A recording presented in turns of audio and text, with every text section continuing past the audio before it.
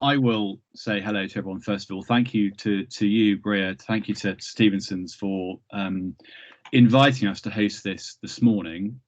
Myself, Tim, and Jeremy are all part of the 2006 regulatory team, so I think you know that anyway. But we do cover between us a fairly broad spectrum of work, of which environment law is one of them. But anything that really complements what is, certainly from my practice, I know certainly Tim's as well, that complements the core areas of professional regulation and wider regulation work is something that we get involved in. And as I say, environmental law is something that certainly Tim has had direct experience in. So, no, delighted to be giving this talk this morning. You've asked us, Bria, to cover 3 topics. I'm going to start with this and try and, we've had a few technical issues this morning, see if I can share my screen successfully with you. Can you see the right slide? Yeah, I can see that. Okay, just a moment.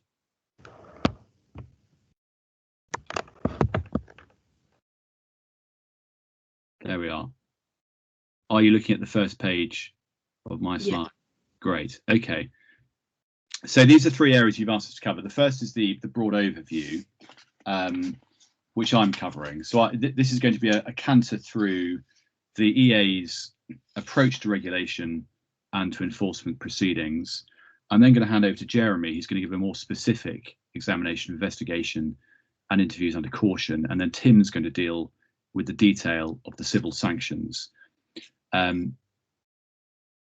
So starting with the broad overview, I would say this, so the EA, obviously, it's quite a topical area. It's in the news at the moment with Storm Christoph and its response to that, its flood, and in terms of its flood defences. Storm Christoph, my wife, I'm sure, would agree, is a name ideally suited to an unwelcome irritant.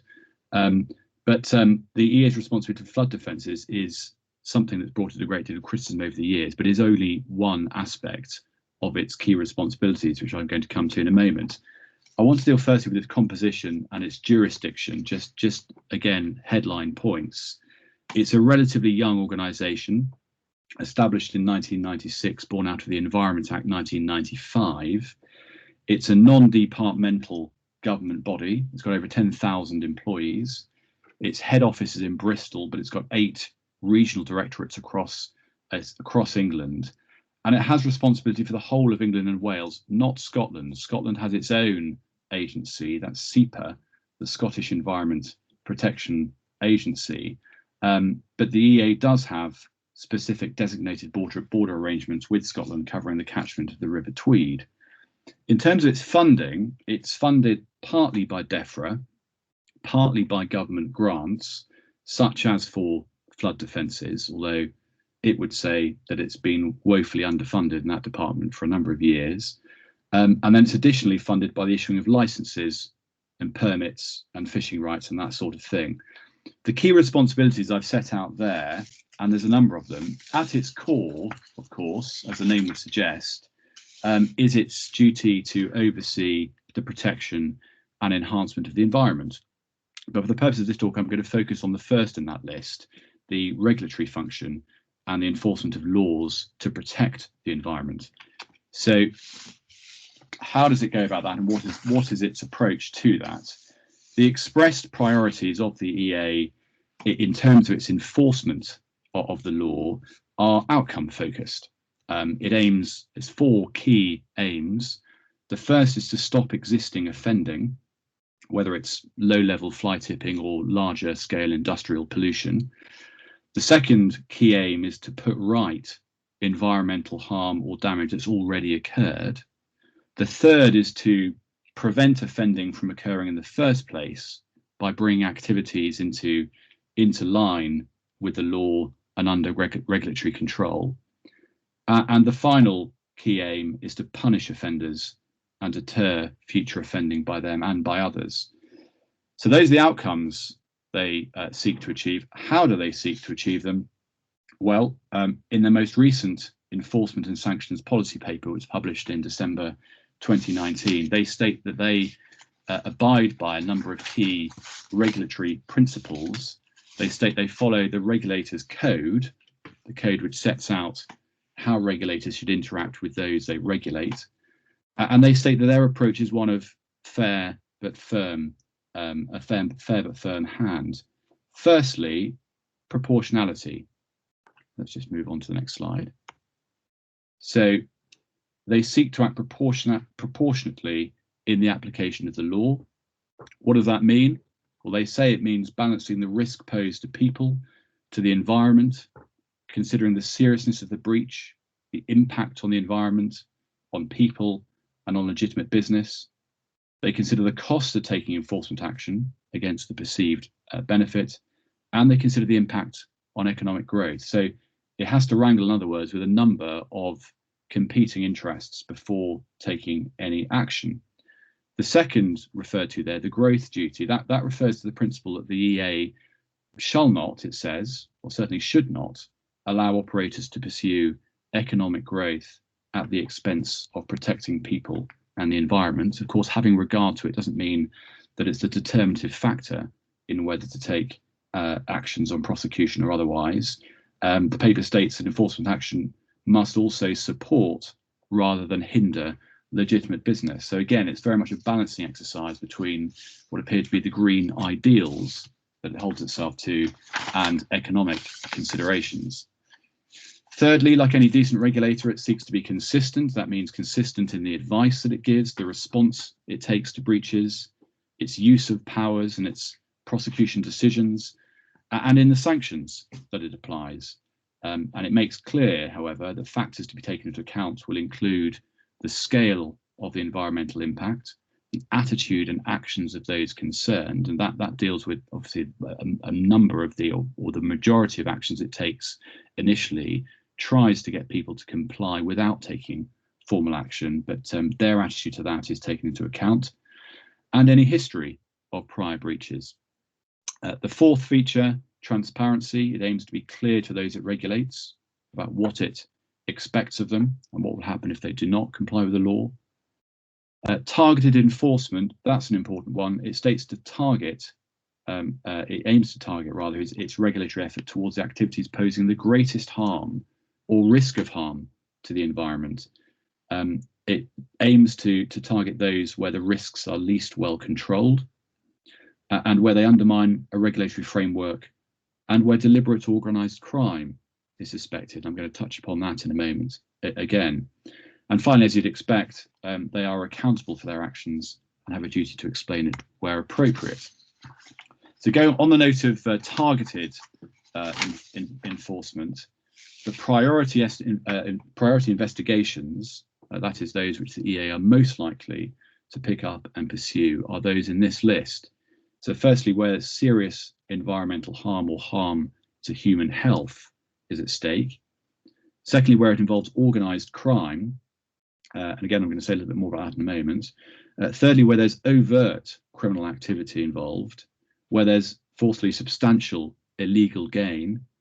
5, where there's the use or threats of violence, and presumably an example of that would be where there's an initial informal approach to someone to come into line and within regulatory compliance, and their response is the use or threat of violence to that. And then finally, any other aggravating features, which could include, I presume, persistent non-compliance with informal invitations to comply. What are the options if enforcement is necessary? Well, in keeping with the intent to adopt a proportionate response, and I've touched upon this, the EA's initial response is usually to provide guidance or to issue a warning to bring an offender into compliance. But if it doesn't work, it's got a range of civil sanctions available to it. The principal one of which is the Regulatory Enforcement and Sanctions Act 2008. There are others, but that's the key one, the RES Act. And criminal proceedings are very much considered the last resort. So I'm going to touch upon the RES. I know Tim is going to deal with this in much greater detail, so I'm just going to refer effectively to the existence of these and very briefly what they are. FMPs at the top of the list there, they are fixed monetary penalties issued where advice and guidance has not been followed, but where the offence is minor and has no direct environmental impact. It's effectively an administrative offence. The VMPs, variable monetary penalties, they're for more serious offences where the environment is impacted, but it's not in the public interest to prosecute. Compliance notices, where the offender is required to take action to bring them within the law. They're told in keeping with their aim to be clear about what's expected of people. Those can be issued just simply telling the offender what to do, as I say, to bring them within the law. Fourthly, restoration notices, where damage has already occurred and the offender is required to put it right. Stop notices, similar to compliance notices, though it requires an immediate cessation of the illegal activity. Enforcement undertakings, where a voluntary offer by an offender to put things right is made to avoid prosecution. And then the final two on the list, ECRNs, enforcement cost recovery notices, where the offender has to pay for the cost of the EA's work connected with investigating and dealing with the offence, and NCPN's non-compliance penalty notice, where the offender fails to comply with a compliance restoration or undertaking, and it covers the cost again of fulfilling the remaining requirements of the compliance notice. Now, again, Tim's going to deal with that in more detail. All else fails, and there is a public interest, and otherwise the circumstances are appropriate to do so, there is the option to go down the route of criminal prosecutions. And there are three sticks effectively to beat offenders with in this respect. There's the FPNs, the fixed penalty notices, for specific offences, that is, and it gives the offender the chance to pay a fixed amount of money by a set date, and which avoids any further action if that money is paid. A formal caution in circumstances where the offence is admitted and the caution is accepted, or else there's prosecution in appropriate cases and where there's a public interest to do so. Again, I'm going to leave that to one side because Jeremy is going to deal with that side of things. But I do want to mention, if I may, the JUWC, the Joint Unit for Waste Crime, which is the EA's, as I see it, the EA's answer to the National Crime Agency. And it was launched in January last year. It's a multi-agency task force bringing together environmental regulators and law enforcement to tackle the most serious and organised waste crime, which I understand costs the UK economy in the region of 600 million a year. And you've got the British Transport Police and the Northern Ireland EA also joining the unit in September last year to clamp down on this, as I say, more organised and serious offences. And just to give you an idea about the numbers on this, in 2019, that's prior to the establishment of the JUWC, the EA, I understand, stopped illegal waste activity at 912 sites, which is an improvement of 12% on the previous year. And as a result of prosecutions, businesses and individuals were fined almost 2.8 million for offences in 2018. And for a reason I'm going to come on to, it would seem that those numbers are only heading upwards. The final thing I'd like to talk about before I hand over to Jeremy is the future. And I'm going to draw upon the recent words of the head, the chief executive of the EA, Sir James Bevan. He's an ex-diplomat who has been at the helm since 2015, and he delivered a speech on the 13th of January this year to the Westminster Energy and Environment Forum, setting out his vision as to where environmental regulation is going, or where it should go, in his view. He refers in that speech to several factors that have come together to drive what he thinks should be a rethink or a modernisation of environmental regulation. And they are these: firstly, COVID and the economic crisis that's fallen out from that, which in his view has generated a need for rapid growth, that is economic growth, and has led to calls for the removal of a number of regulatory red tapes to allow that. And that harks back, of course, to the balancing exercise the EA has to perform at all times between environmental considerations and economic considerations. And it may be an extension of that principle that leads to his desire to cut, as I say, some of the red tape there. The second big factor is Brexit, of course. the UK having departed from the EU means that, in theory at least, we are free to set our own environmental rules and arrangements, and that is likely to see a number of the existing EU environmental rules repatriated into UK law, and other existing rules and regulations being repealed altogether. And of note on that front is that Brexit has already resulted in the establishment of the OEP, that is the Office of Environmental Protection, which has stepped into the breach left by the departure, or the departure of oversight, that is, of the EC and the ECHR. So the OEP will now be an independent watchdog designed to hold the government and other public authorities to account for their environmental performance. Now the EC and ECHR have no role in that. And it's going to operate in parallel to the EA, scrutinising and advising on the implementation of environmental law. It will be able to receive and investigate complaints of serious breaches by public authorities and take legal action, again in parallel to the EA in respect of that. The next factor on that list, in terms of greener ambitions, there's two features of that referred to by him in this speech. The first is the current government's ambitions to be the first generation to enhance rather than degrade the environment.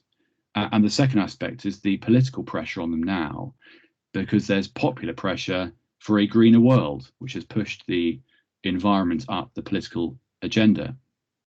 And then the final feature on that list that came out is the climate emergency, the biggest one of all, really, as evidenced by the frequency of the flooding in this country and others. But that is now being recognised as the biggest factor, which, according to Sir James, unless it's tackled properly, will destroy not only the environment but our economy and our society. So again, it's recognising not just the importance of the EA in terms of its green credentials, but also recognising the impact to the economy and to society of not tackling these issues and tackling them well. So the implications of all those features together seem to be that we can expect greater political focus on environmental issues, and with it, one assumes a channeling of more resources into the enforcement of those ambitions, and resources, or lack of, have been a persistent complaint, as I understand it, by the EA for a number of years. So whether that is how things pan out, given the dire state of public finances post-COVID, is anyone's guess, but that is certainly the expressed intentions of the EA going forward. So that is my canter, an overview of the EA. I'm going to now pass to Jeremy to look at investigations and interviews under caution. Morning, everyone. Just to give you a little overview, obviously my name is Jeremy Rosenberg. My practice is primarily focused towards crime. Obviously, I'm part of the regulatory team and often have a overlap in terms of the two fields. I'm just going to try and share now my slides. Hopefully it will work. Can everyone see that okay? Yeah, thank you. Lovely. So in relation to the Environment Agency, environmental law, I've been asked to look at a much more focused, narrow aspect of how they proceed to an investigation stage and the use of interview when investigating a potential crime that may have been committed, or a breach of any environmental law.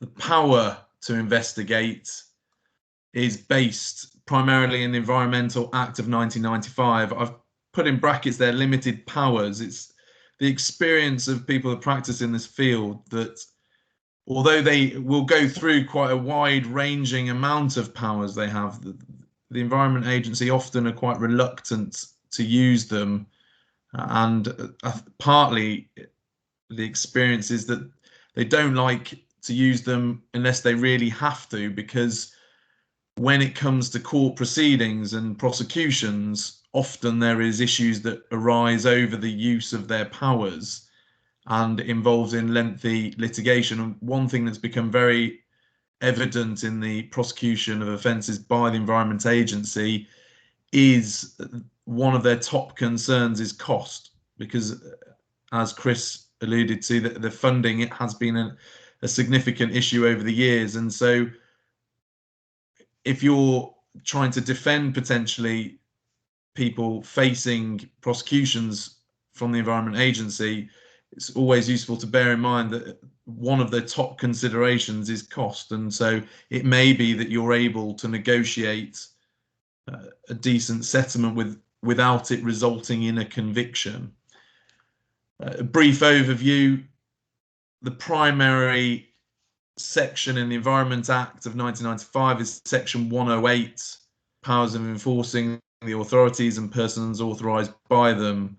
I'm then going to quickly go over 109, 109A and D, which are effectively the same thing, and then finally just 110 offences that arise out of these powers. And I'll try and be as quick as possible. I've got quite a few slides. It's quite detailed, but I'll try and skim through with a brief overview. You're more than welcome to the slides later. So starting with section 108, subsection 1, a person who appears suitable to an enforcing authority may be authorised in writing. It's quite remarkable. When I was reading up on this, it made me think of sort of the Wild West, that effectively, as long as the Environment Agency write a letter saying you're authorised, like handing over a deputy badge, off you go, and you can potentially execute under their powers from this act. That primarily comes to effect that prosecutions aren't just led by the Environment Agency, they're often dealt with by local authorities. For example, things like fly tipping at the lower level of the offending, where you'd have local authority council enforcement officers, and they will engage with people, and they're effectively deputized to be able to engage and act under these powers for the enforcement of environment law.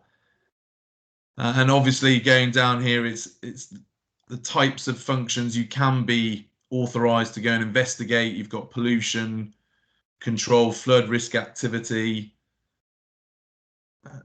And if we move on now to subsection 2, we can see here that primarily these powers are granted for enabling the agency to carry out assessment or prepare any report.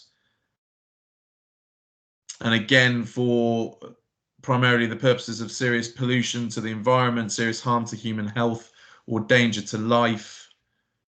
And that's in subsection 3. Subsection 4 is where we really get into the actual powers the agency can obtain. And you'd be surprised, they're quite wide-ranging powers, although as I've explained, they're used fairly sparingly. And ultimately, I know I'm talking to a mixed audience of experience with criminal prosecutions and criminal law. They aren't police officers, so they don't have the powers that police officers would in terms of access to property, obtaining warrants, arrest, and obviously arrest is essential, but seizing evidence as well. It's only limited effectively to these powers here. And of course, that means, you know, an officer might arrest someone on suspicion of committing a crime, and therefore on that arrest have reasonable grounds to enter their property and seize items that they have reasonable grounds to believe form part of the offence. So it could be anything that the police officer observes, including mobile phones, documents, you know, items that happen to be sitting in the house. For example, if it's someone that's been committing fly tipping, there might be empty rubbish bags or whatever that have been seen on CCTV and are distinctive, and a police officer would have no problem with that. whereas the Environment Agency and the people they deputise to would have to show that they've gone through the legitimate powers given to them in limited circumstances. So section 4, subsection A, they can enter at any reasonable time and in emergency at any time and if needed by force a premises. They can bring someone with them, be subsection I or small 1, any person that's duly authorised. And in fact, if they think there's going to be a serious obstruction, they can bring with them a police officer. They can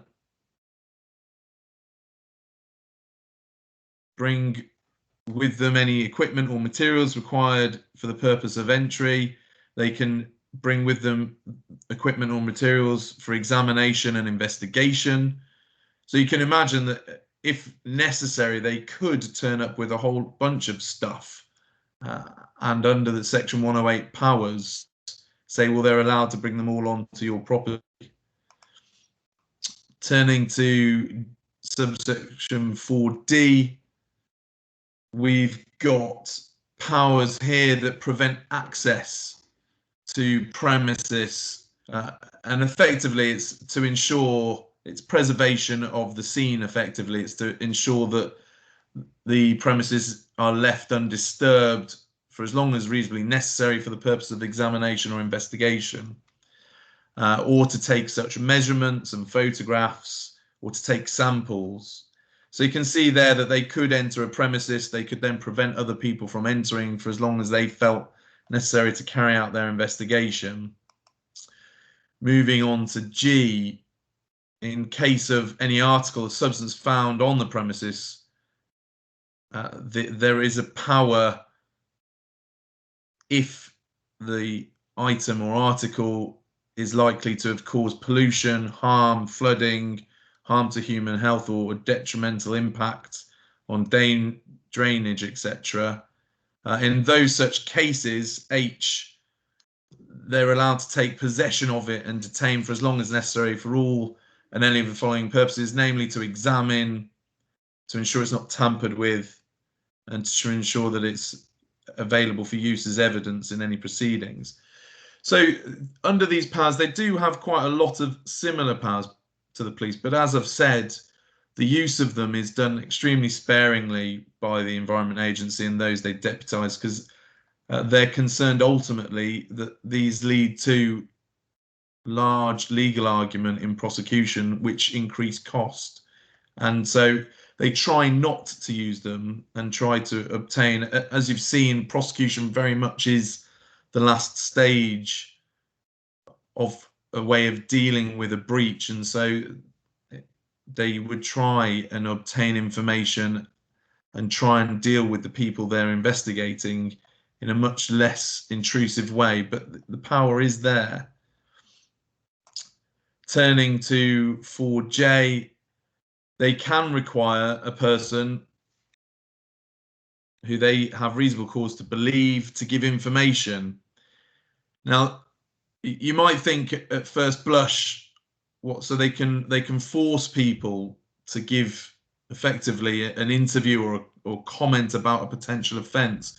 What about your rights? And you'll see it goes on later that the information they're able to obtain can't be used in the proceedings against them.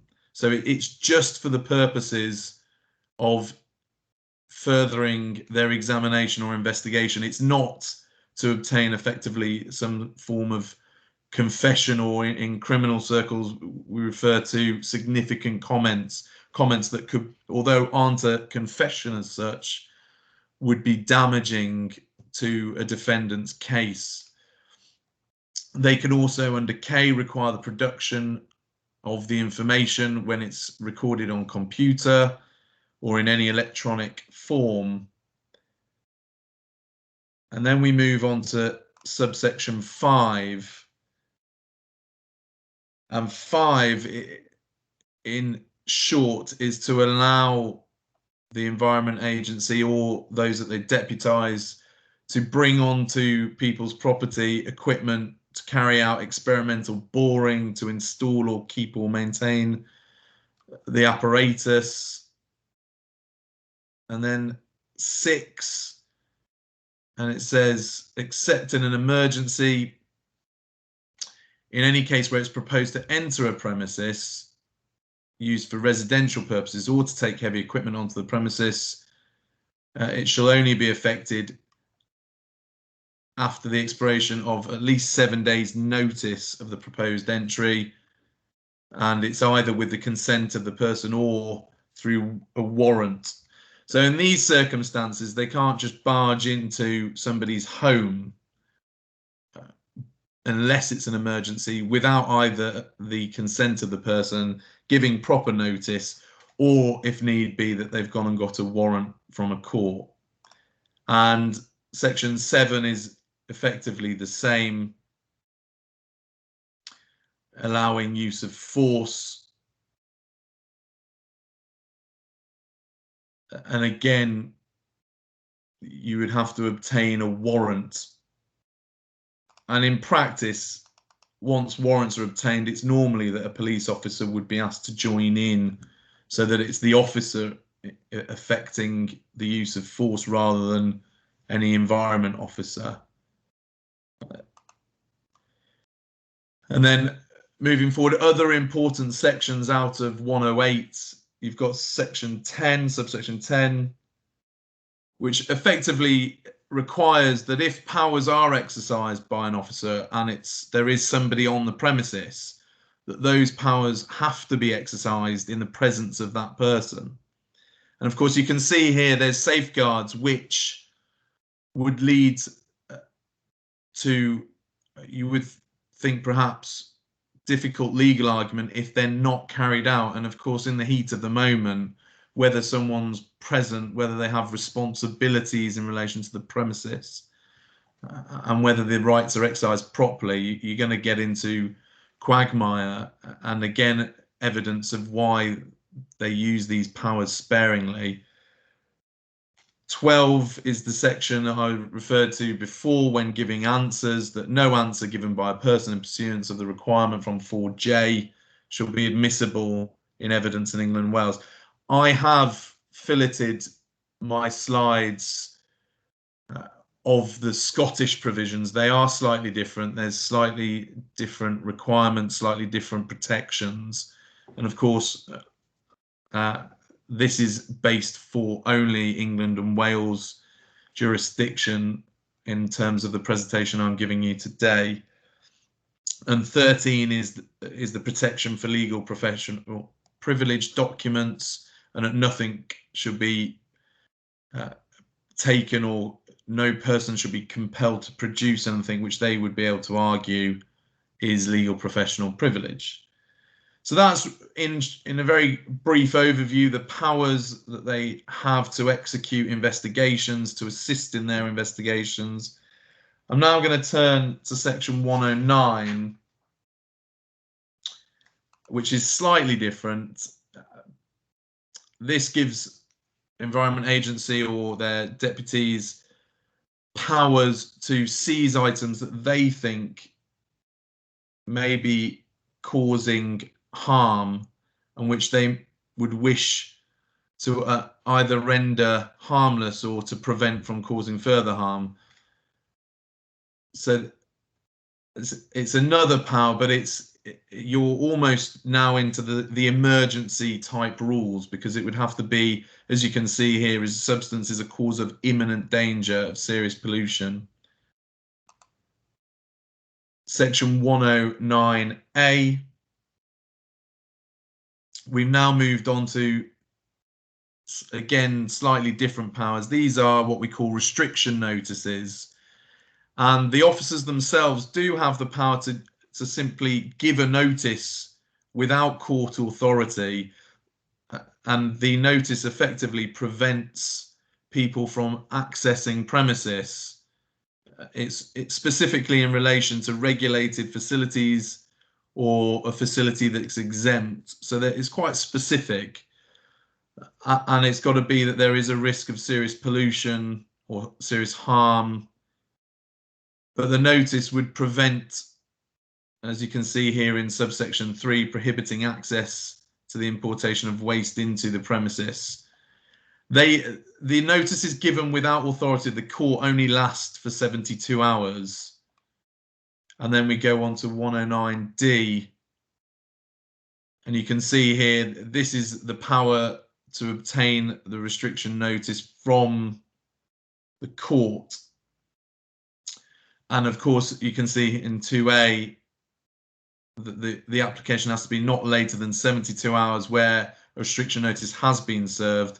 If one hasn't been served, it's got to be done no later than 7 days after the application is made.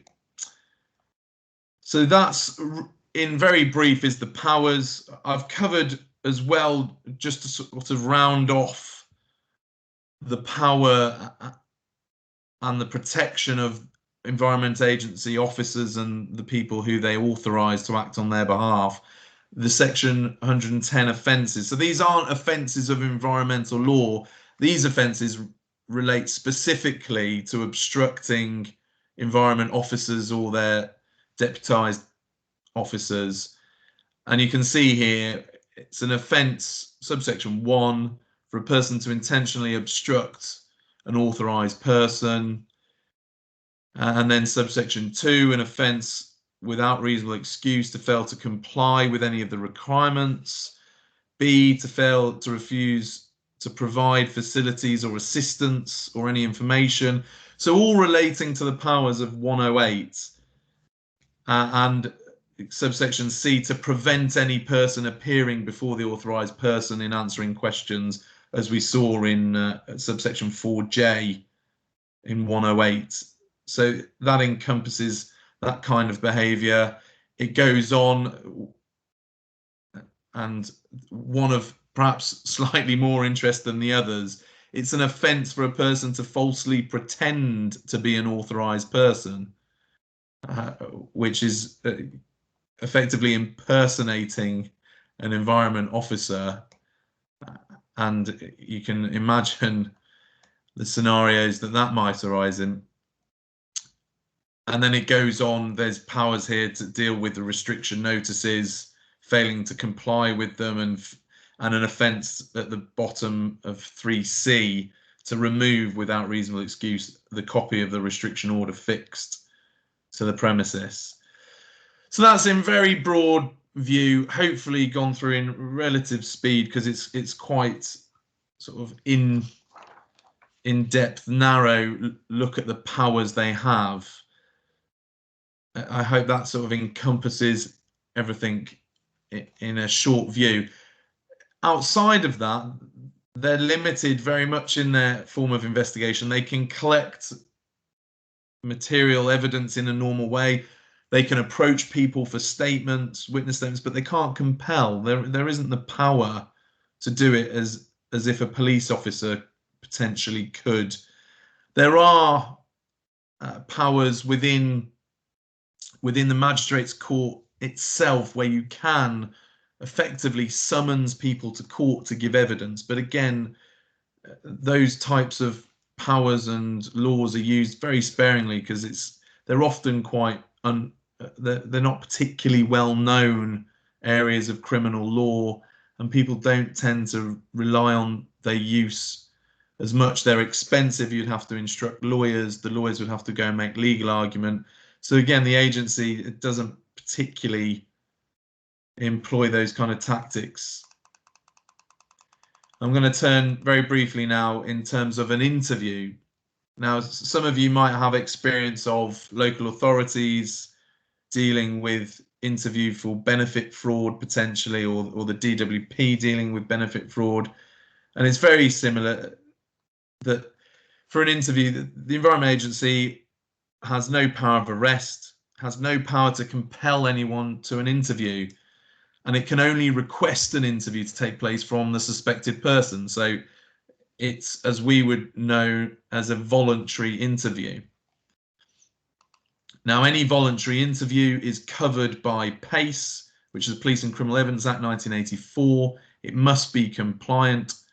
So you're not under arrest. You do not have to consent to being interviewed. And the interviewer, before they ask your consent, must ensure that your rights, entitlements and safeguards are given to you in the interview. It should be known that you're free to leave at any time, and the interviewer needs consent if he is in someone else's property to remain, and if the consent's withdrawn. So even in the middle of an interview, if the interviewee says, well, actually, I'm done answering questions, can you please leave? They've got no rights to remain, and they'd have to leave. Rights, entitlements and safeguards are provided for in the Police and Criminal Evidence Act, primarily in Code C, Code of Practice C. There are overlaps, so there's other codes that deal in detail with the recordings of interviews, and there's other parts of Code C, forgive me, the PACE codes that deal with other aspects of when you're dealing directly with someone suspected of a crime.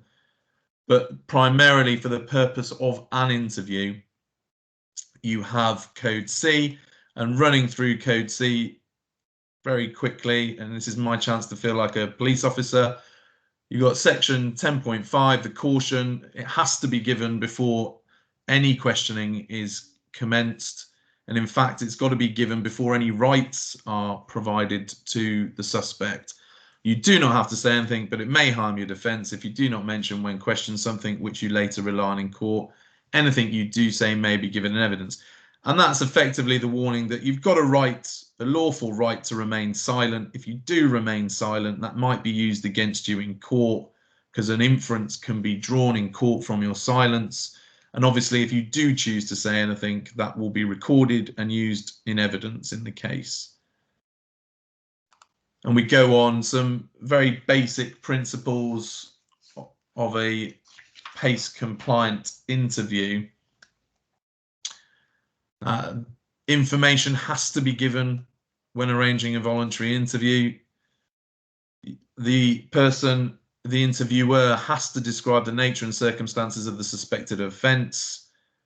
He has to inform them that they're not under arrest and they're not obliged to remain.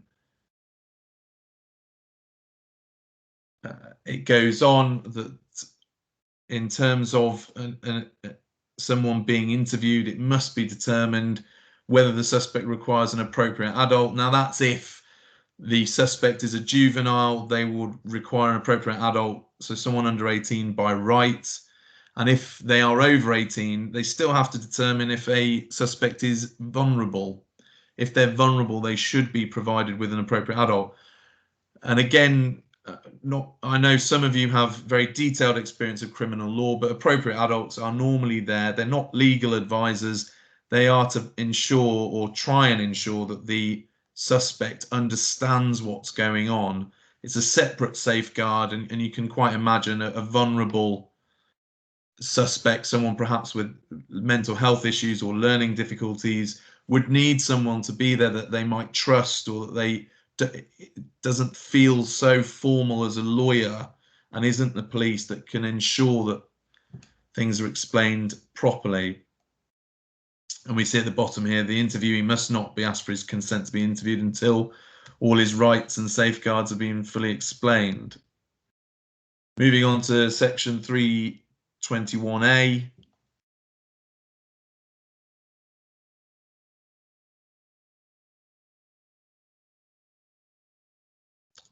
Forgive me, sorry. We're dealing here that the information provided must be so that they sufficiently understand the nature of the offence, that they're told that they have a right to free and independent legal advice, right to an appropriate adult if necessary. And even if they are a juvenile or vulnerable and they've declined legal advice, the appropriate adult can override that decision and request it on their behalf. You also, under the PACE Code C, have a right to an interpreter if needed.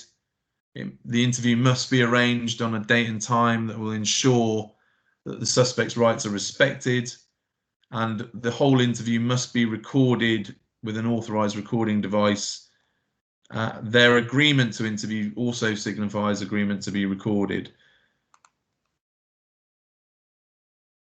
And then if provision of further information has been requested, The interviewer must remind the suspect of a caution, must ensure that they're not invited to comment on the new information until the caution's given.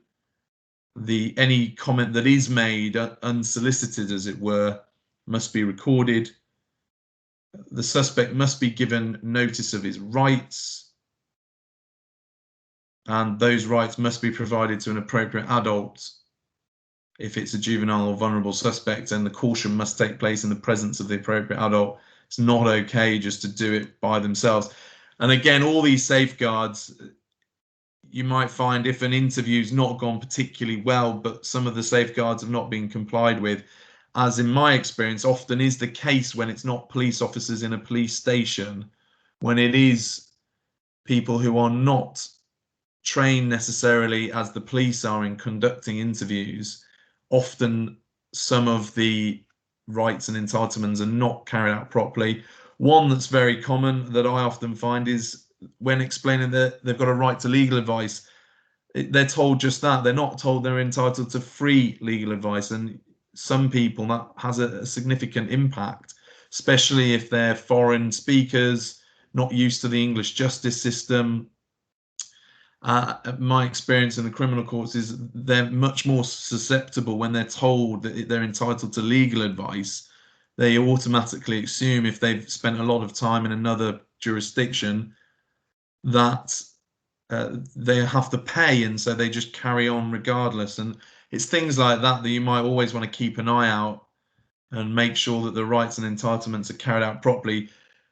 Excluding evidence, one of the strongest ways to exclude evidence in a criminal prosecution is if the codes of practice, and specifically around interview, there's a lot of case law that supports excluding interviews where the codes of practice have not been complied with properly, for obvious reasons, because it historically was used as a way of obtaining confessions from people, the verbals, which the police officers pre-1984 would be common knowledge to have invented. So that's why the courts are very sensitive around this particular area. And so dealing with these kinds of offences when it's not police and it's not necessarily in a police suite with a video recorded interview, and it might just be recorded audioly, or sometimes perhaps the audio device fails because it's not in a typical secure location. You might have a lot of scope to try and argue out an unhelpful interview. And finally, just covering again what I've previously stated, if it's conducted, the interview is conducted at the suspect's address or an occupier and the consent's withdrawn, the interviewer has to leave. They can't force the interview to continue, and the interview must be must be recorded, and giving consent to the interview and giving the rights and entitlements should be also recorded. And that is, let's see if that works. I'll stop sharing. I hope that gives quite a tight summary of the investigative stage and then the interview stage from the perspective of the Environment Agency or someone they've authorised.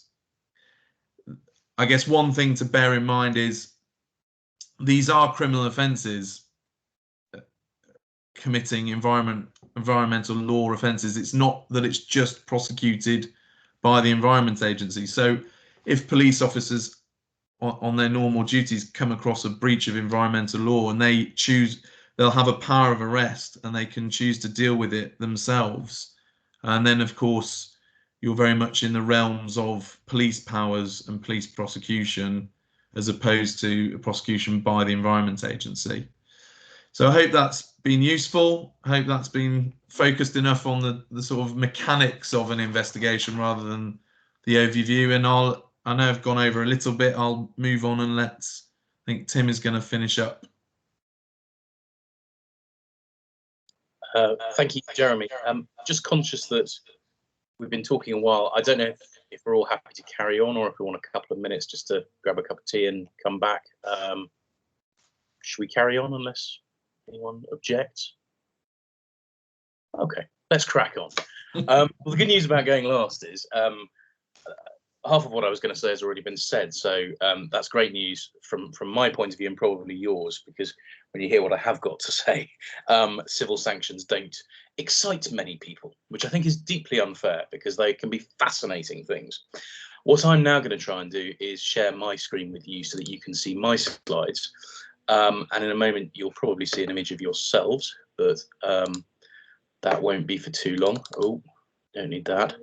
It's a rather unflattering image of me. Okay, hopefully you can all see that. I can't see you anymore, but if you can't see the slides, shout now, otherwise we'll crack on and we'll get through as much of it as we can. I can hear no shouts, so I will carry on now. Civil sanctions, as we've already talked about, and as Chris has already said, sort of fit somewhere in between warnings and guidance and criminal prosecutions. But it doesn't, of course, work in that wonderful chronology. It works in all sorts of different ways. And I hope you've all got the handout I sent round about it. The purpose of the handout is to make sure you don't have to write loads of notes about this or anything else. You just relax, put your feet up, and if I bore you to tears, read the handout later. But please just bear in mind a couple of things about the handout, because that I've attached two appendices to the back of it, and at page 28 there's an appendix that I must give you a health warning about, which is it's entitled Legislation Conferring Liability to Civil Sanctions.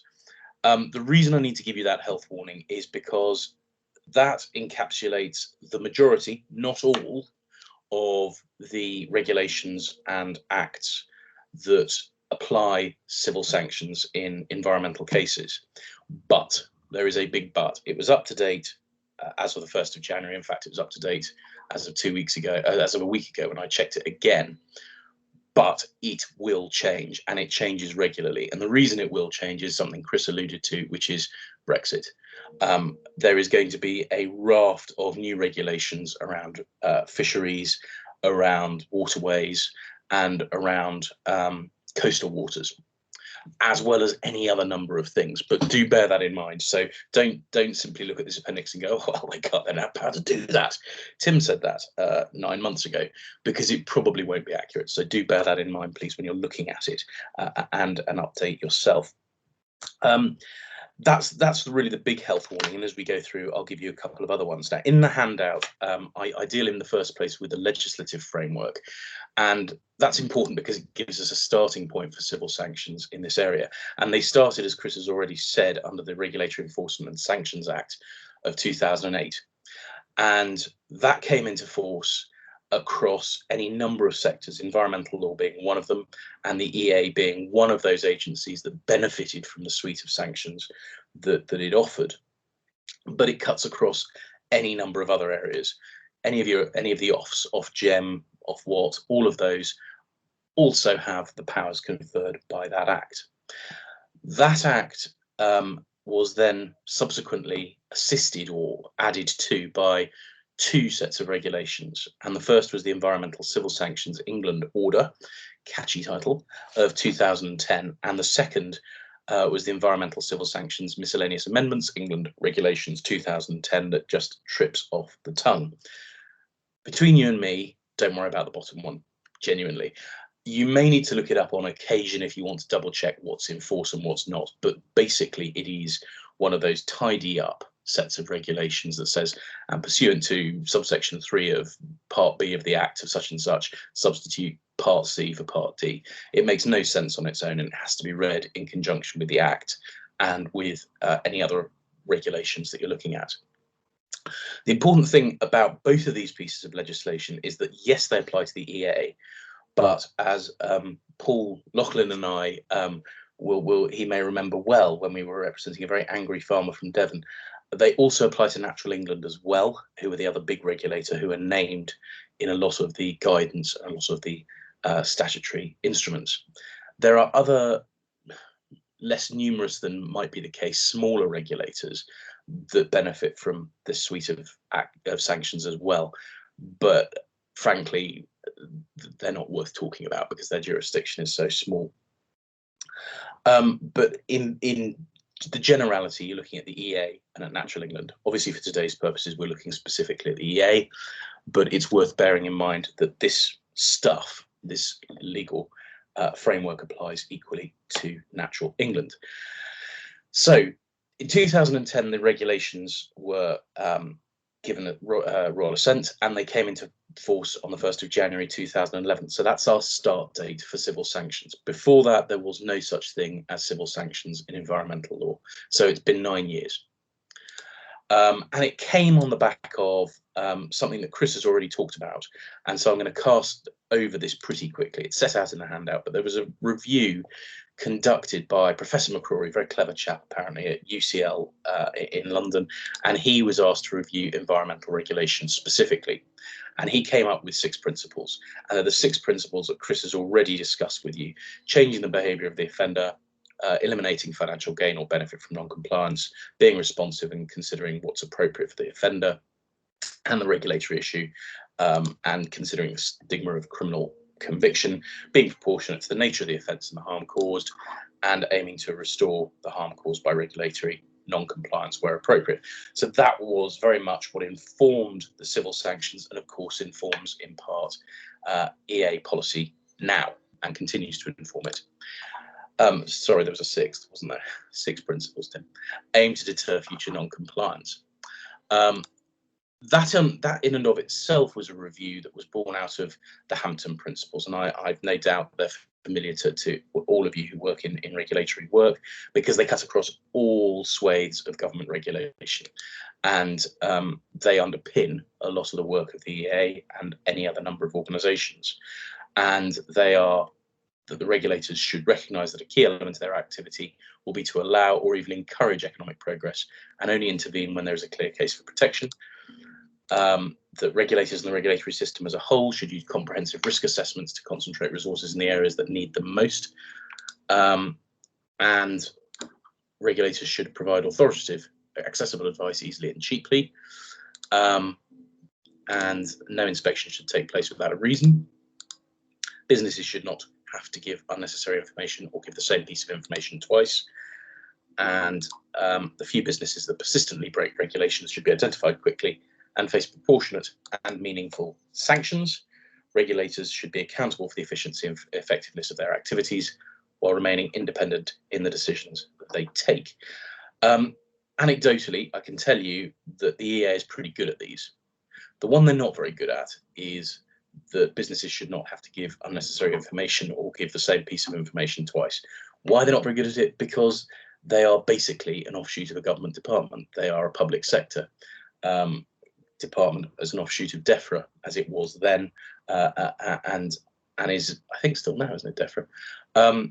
The reality is they try, but of course you give the same thing 6, 7 times, because they have arcane systems that don't realise that you've given it to person A and person B doesn't see it.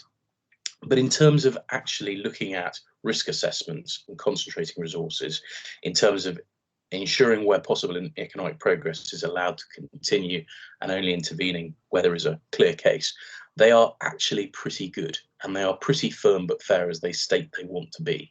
And the civil sanctions are a part of that that enforcement process, of course. And that's to be fair to them, they are fairly proportionate. Contrast that with Natural England, and Paul, I hope, will attest to the same thing that I'm about to, which is that they are rabid in comparison to the EA. And that may come as a slight surprise to people because they're smaller, therefore why would they be? Well, they are smaller, their budget is smaller, but their commensurate responsibilities are therefore smaller. So their budget per case is bigger.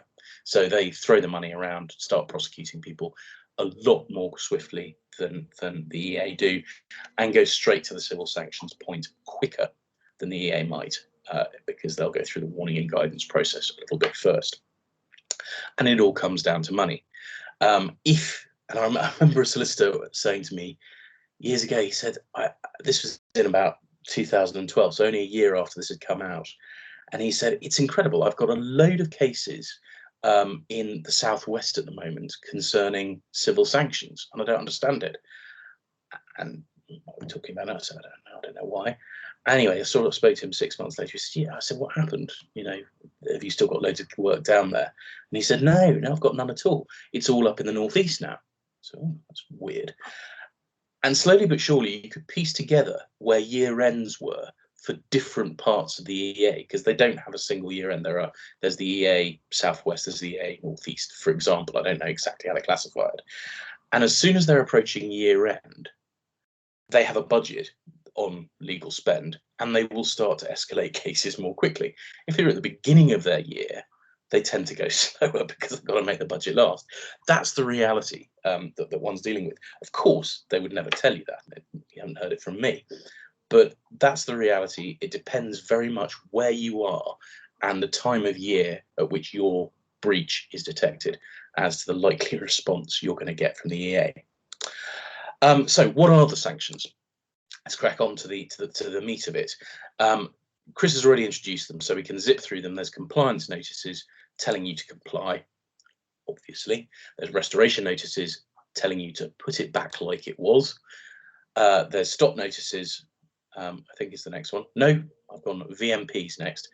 Of course, the other thing with the EA being an organisation that is in the public sector, as you will all know, acronyms are everywhere, and actually the law is really simple. It's the acronyms and the knowledge of the acronyms that are the complicated thing.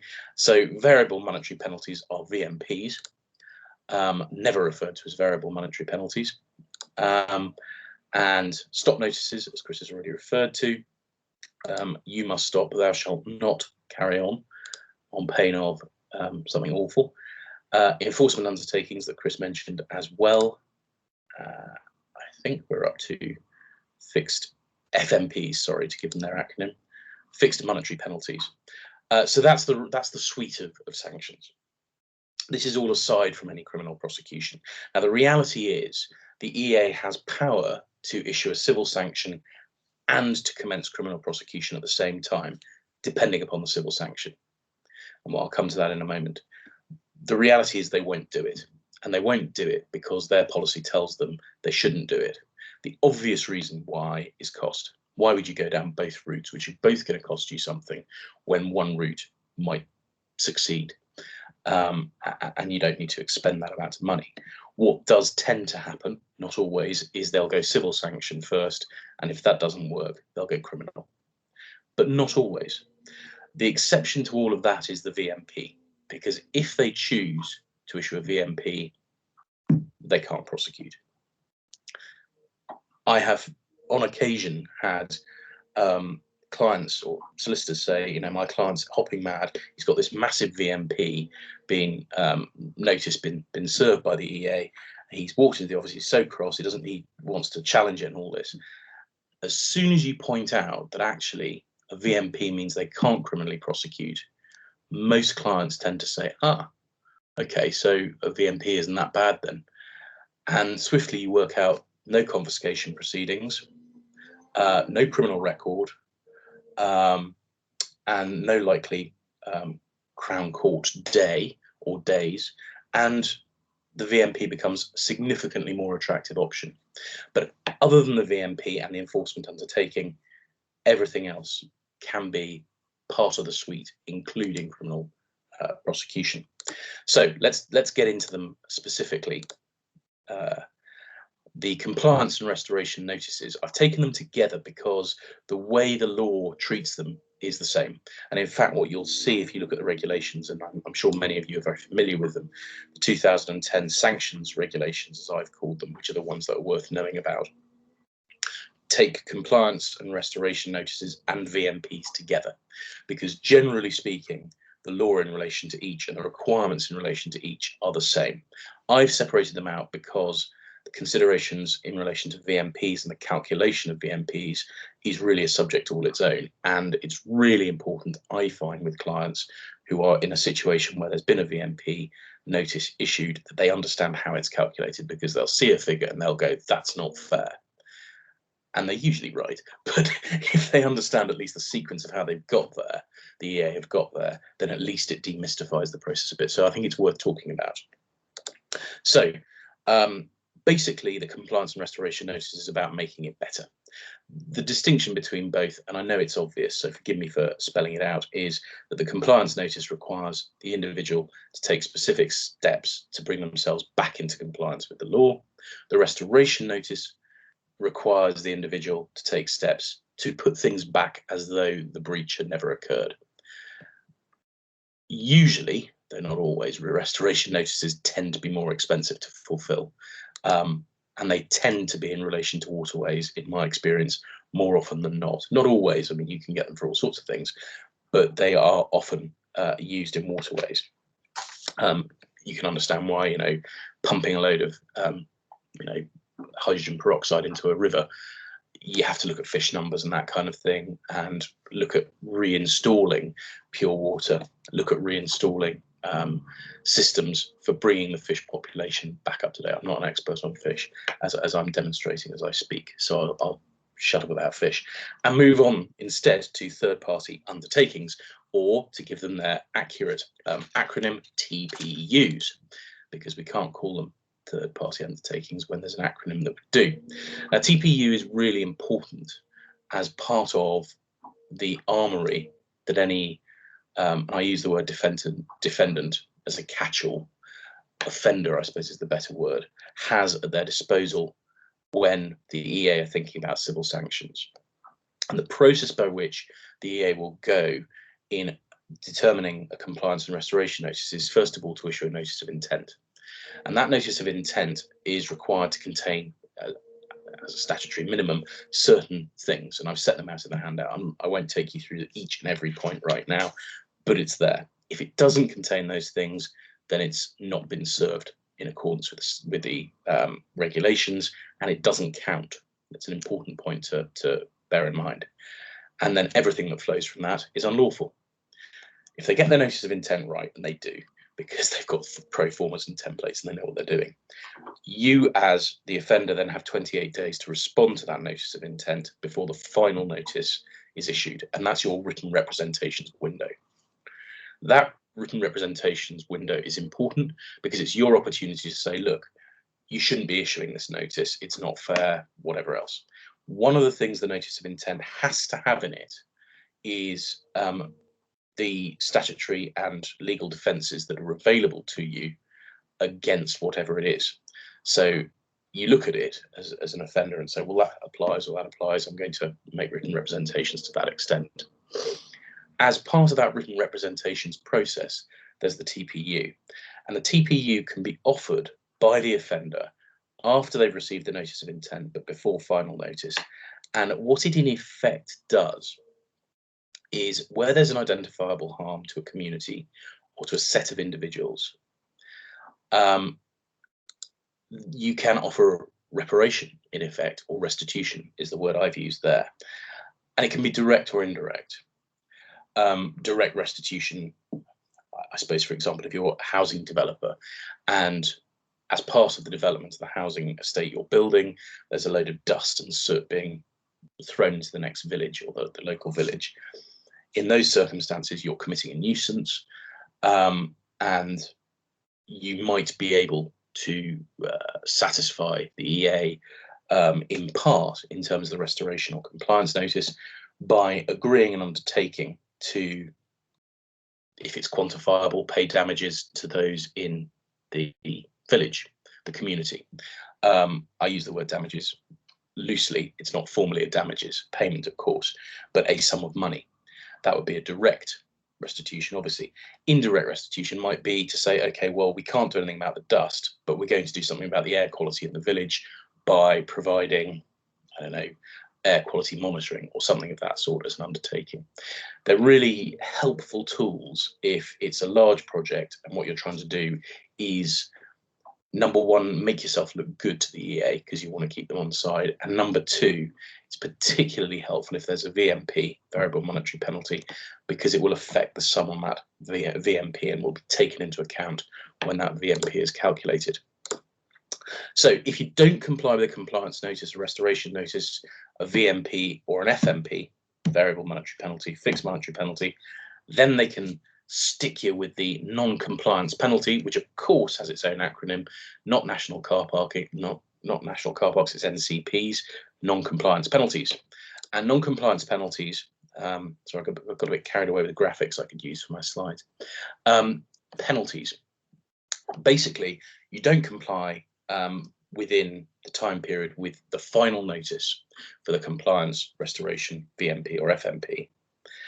And usually you are given 56 days to comply, but that can vary and you can apply for more time if you need it, particularly in monetary, in relation to the VMP and monetary, variable monetary penalties, if it's a big one. Or if it's simply not possible to comply in the 56 days and you can submit evidence, you can apply for an extension. Those kinds of things.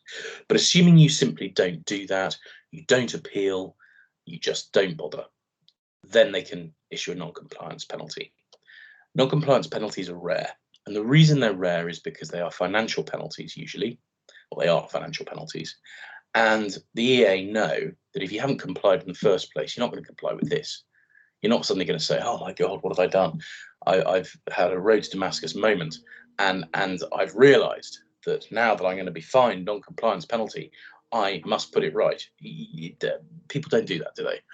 And the reality is they know that most people aren't going to sit up and take notice if they haven't complied with a civil sanction, unless there's the threat of criminal prosecution.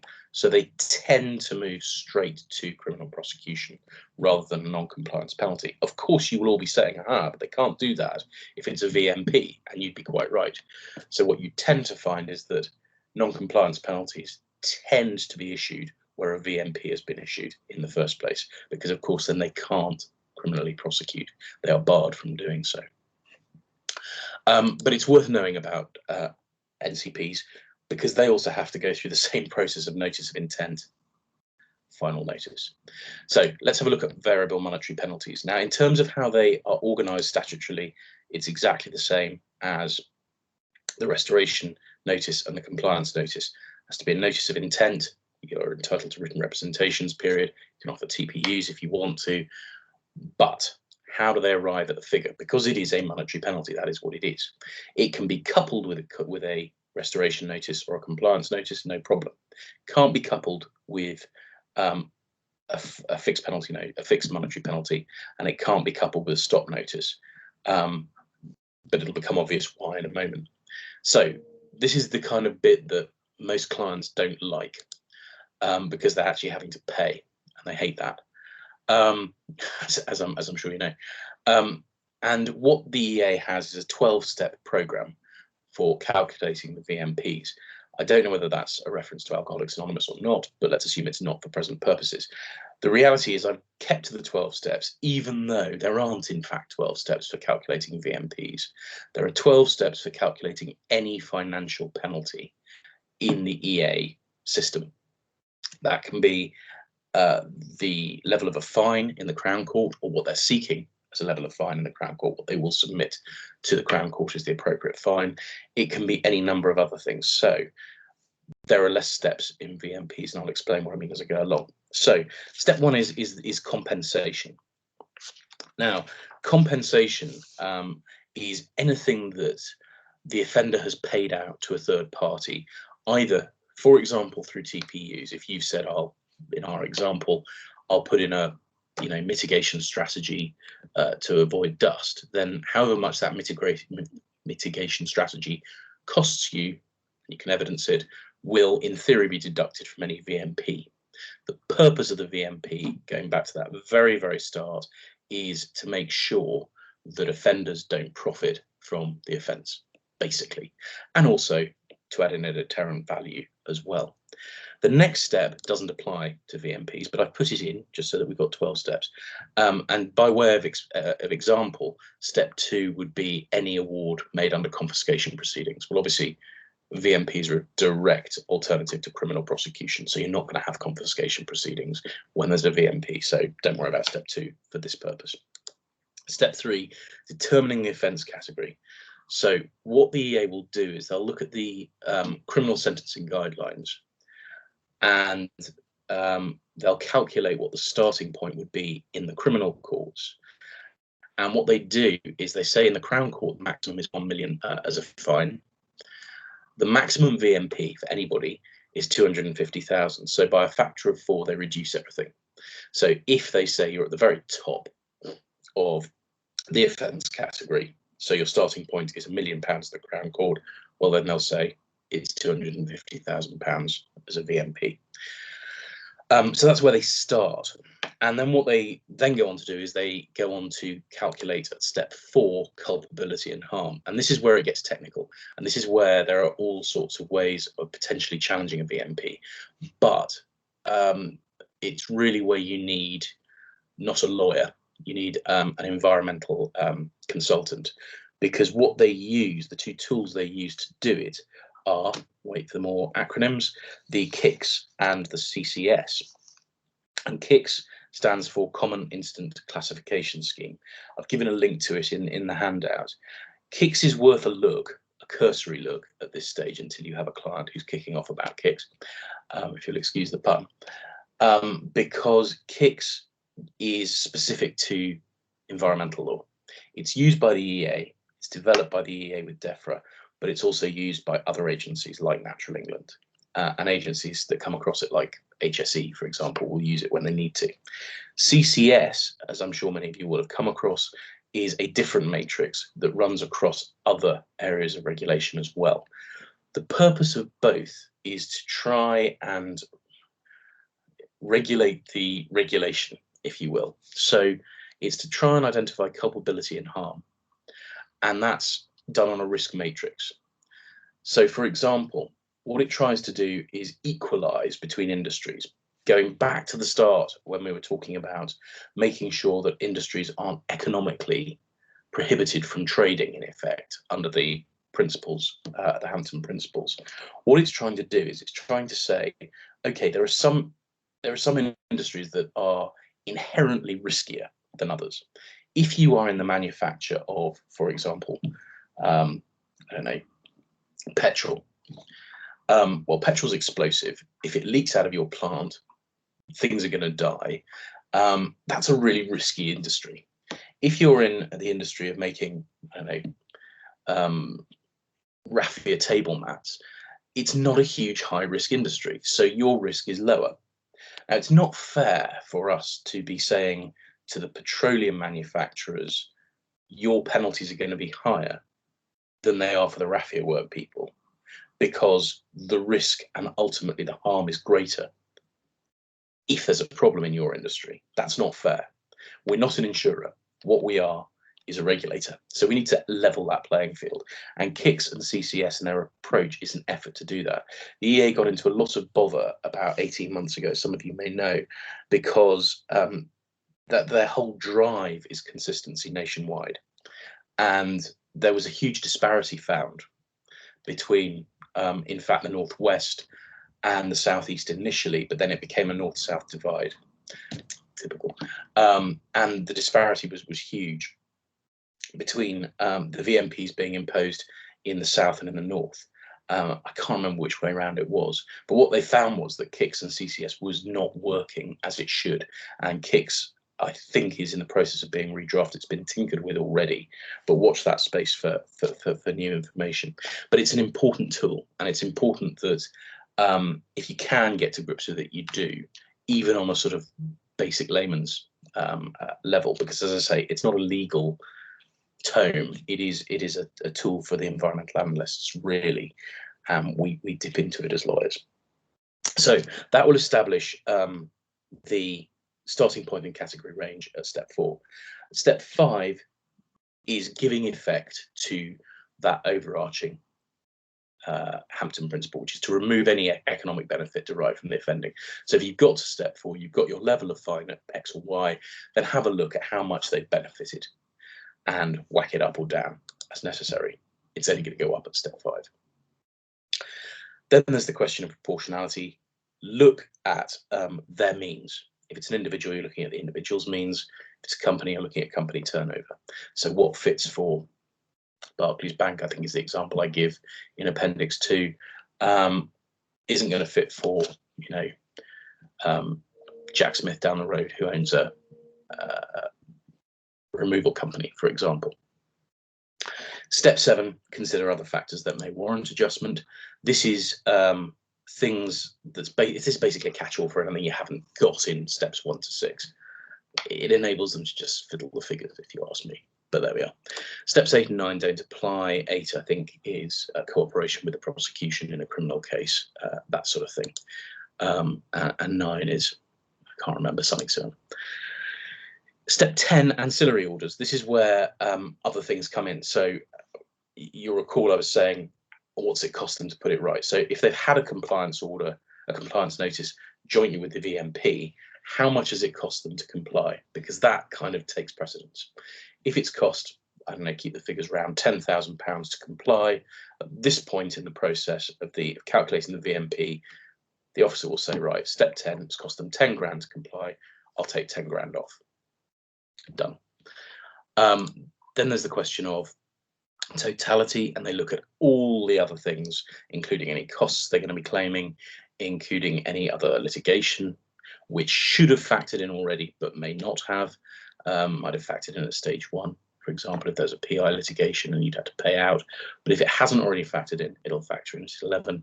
And then I think, just to keep it to 12 steps, because it sounds better than 11, they've put reasons. They have to give reasons for why they've arrived at the figure they've arrived at. It's not part of the steps, doesn't change anything. It's just them writing out what they've done. And it's very formulaic. If you've ever seen one, you'll know they go through bosh, bosh, bosh and tell you why. It's a statutory requirement as far as I'm aware, so I don't understand why they say it's guidance. Anyway, there it is. That is how they calculate it. The heading of this slide here is how the discretionary requirements work. Discretionary requirements is what is the term the Res Act uses for compliance, restoration notices and VMPs. They're called discretionary requirements. We could spend hours discussing why they are.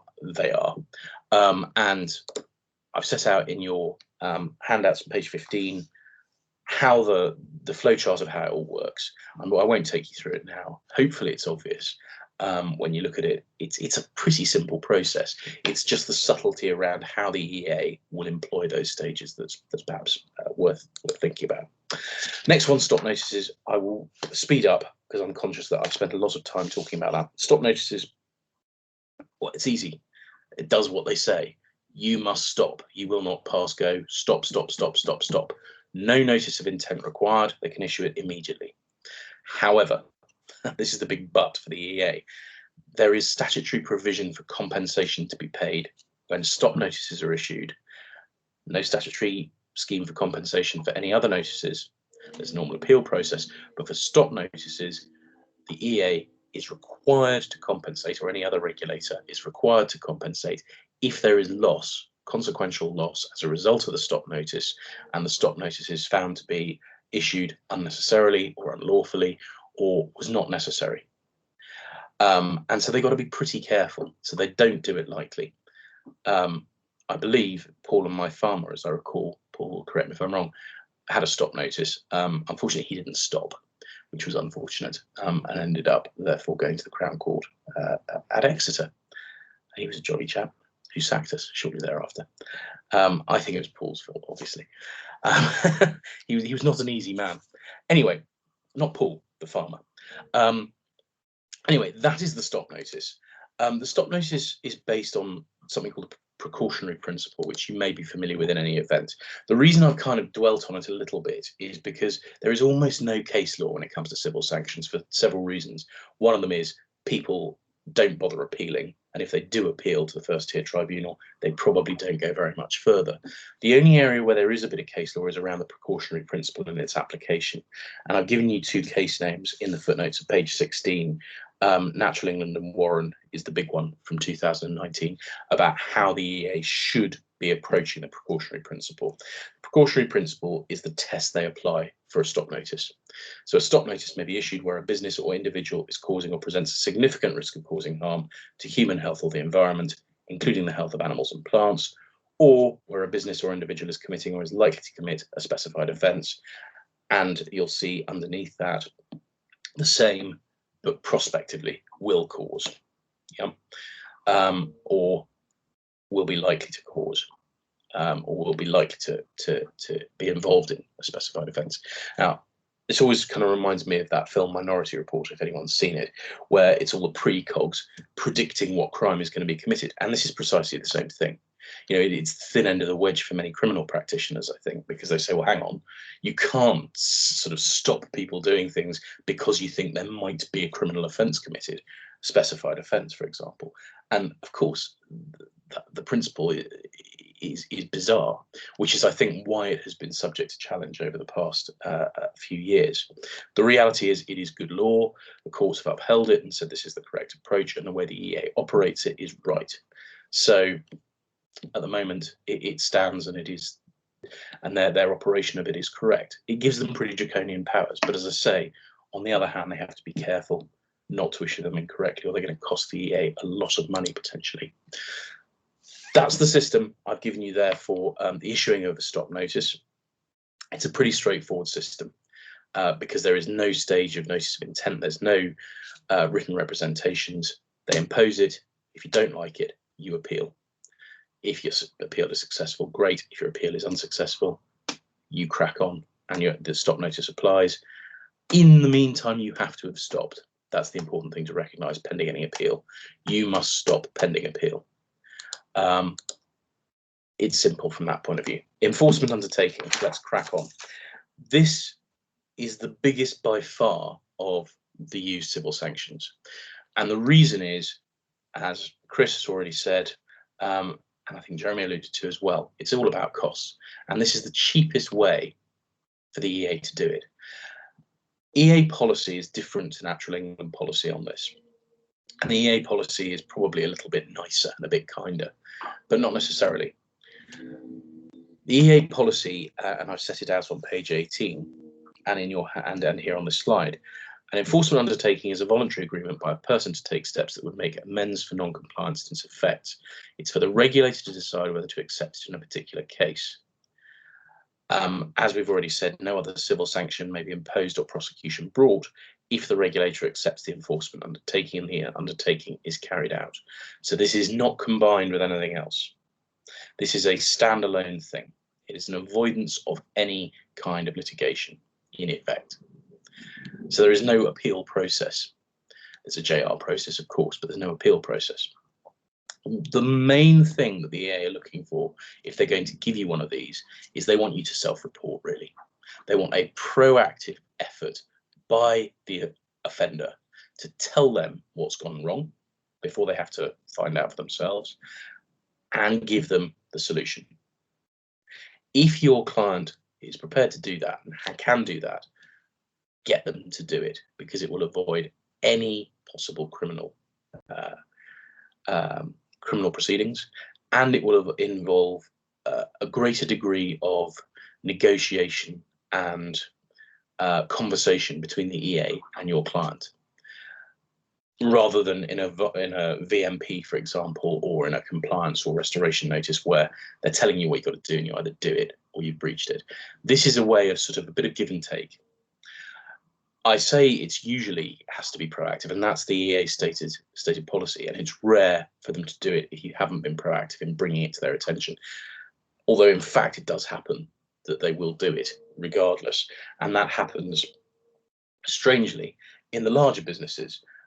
Anyone would think certain businesses are too big to fail, water companies, for example, and you'll see the example I give in Appendix 2, which is Barclays Bank, who retroactively were able to enter an enforcement undertaking, even though they hadn't brought anything to the attention of the regulator. But funnily enough, I think the amount of money involved focused the EA's mind, and you'll see at Appendix 2 how much was involved. Now, the terms of the undertaking, it must specify certain things, and those things are set out there. They're also set out in the handout. In essence, it is trying to secure restoration as well as deterrent value. So it will say you must do X, Y, and Z, or you agree to do X, Y, and Z, I should say. This is the time you'll do it in, and we'll tell you this is when we think you will have done it, and we will issue you a discharge. And you can challenge the discharge or the lack of a discharge. You can appeal that, but you can't appeal the imposition of the undertaking itself because it's by agreement. So there is a process to be gone through. after the enforcement undertaking is agreed. If the business complies, great, no problem. If they don't, then action will be taken. And at that stage, it can be criminal prosecution for the underlying offence. You're not going to be prosecuting them for failing to comply with the enforcement undertaking. You can't do that. But the underlying offence that caused the enforcement undertaking can be prosecuted, or apply an alternative sanction like a VMP and a compliance order. More often than not, they tend to go civil sanction, simply because if it was good enough for an enforcement undertaking in the first place, then it's probably not in the public interest to go the criminal route. It's not always the case, but it tends to be. Moving on then to what is the equivalent of a parking ticket, really. FMPs, or fixed monetary penalties, are the lowest or least onerous form of civil sanction, and they can't be used in conjunction with any other civil sanction, and they're only used in the most minor breaches, and are only available for specific offences. When the whole regime was set up, they were available for 32 specific offences out of however many hundreds there are. There are slightly more now. I can't give you a figure, but not many. The reality is they're the slap on the wrist. You know, you failed to get Form B in on time, right? Have an FMP. It's that kind of thing. The maximum level of an FMP, if it's to an individual, is £100. The maximum level to a company is £300. So you can see they are not particularly onerous if you're dealing with the likes of, you know, Barclays, for example, or a water company. You know, they're not going to bother issuing an FMP to, you know, Northwest Water or something, because why would they? They probably wouldn't even notice they'd got it. But there is a slightly sort of convoluted process for issuing an FMP. Again, it's set out in the handout, so don't worry about going through this ad infinitum here. But in short, if they don't pay, then NCPs can follow, not the national car parks, the non-compliance penalties. And there is an appeal process. You can appeal just in the same way as you can in the other sanctions. I have never, ever heard of anyone appealing an FMP. It would be like appealing the parking ticket. And the FMP is so similar to the parking ticket that statutorily there is a scheme where if you pay your FMP within the first 28 days of it being issued, you get a 50% reduction.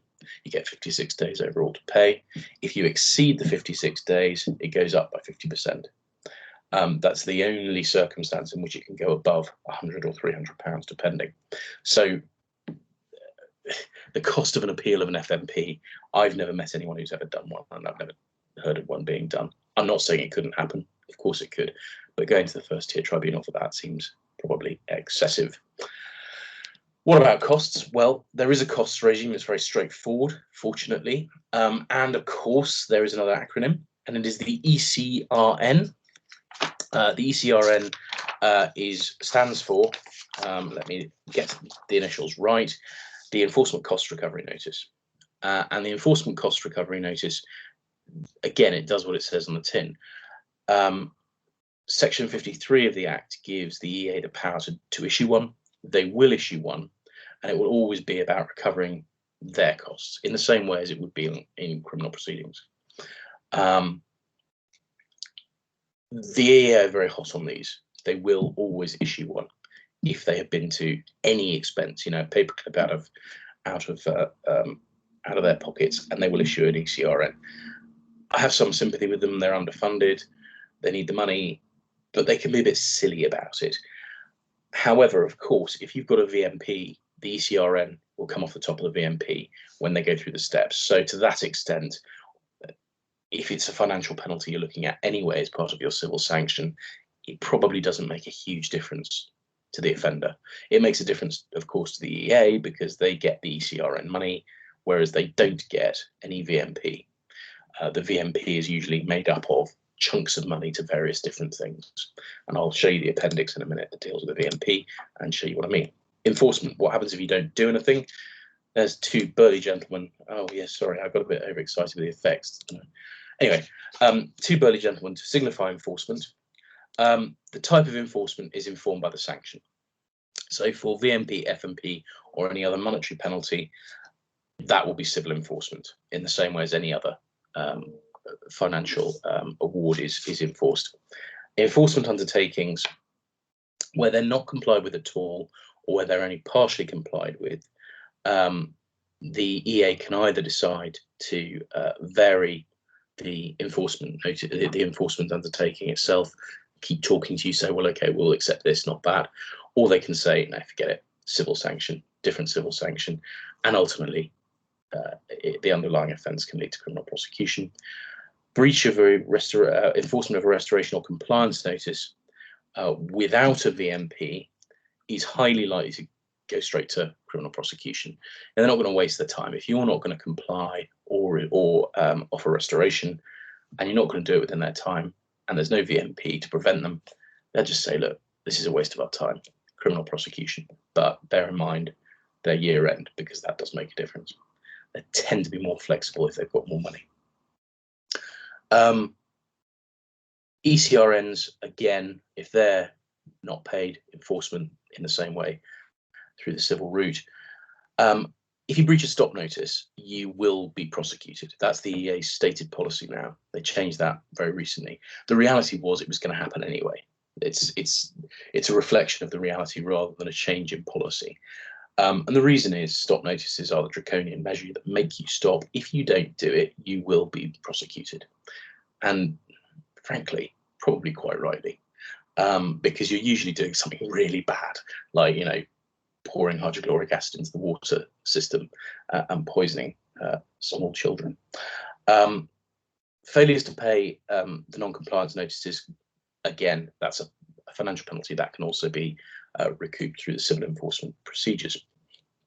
So there is a way for them to get their money in the end, worth paying up front if you have to.